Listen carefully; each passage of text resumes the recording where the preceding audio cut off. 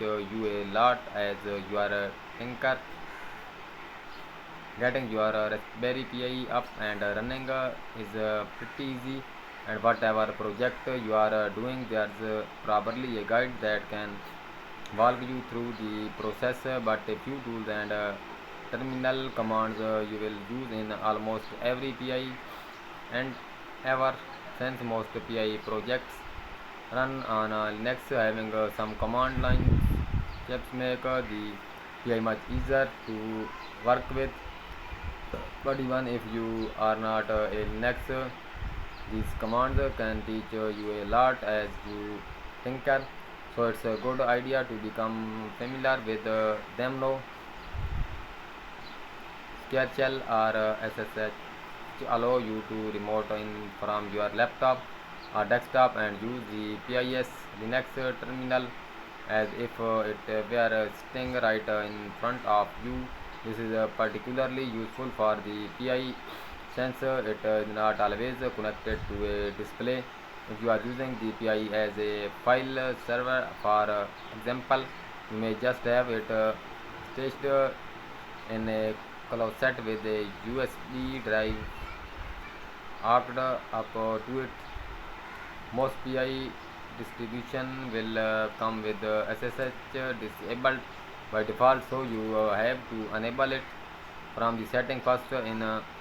You can find this option under the furnace Raspberry Pi configuration interface. Then to SSH into your PI from a window machine, I recommended a third-party tool called. It is a free open source program built for essentially this purpose. When you start up, just enter your PIS IP address in the host name box.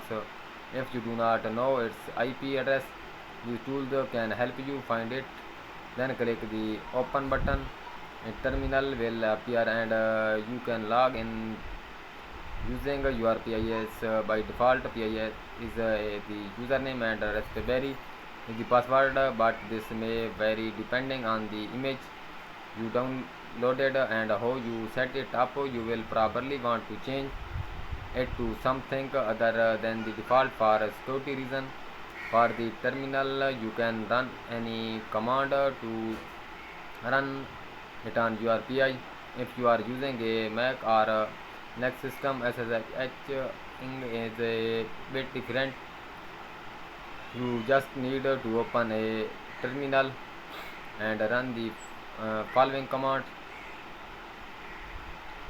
IP address of your PI. From there, you will be prompted for a password, after which you can run any command on your PI right from that terminal window on your computer.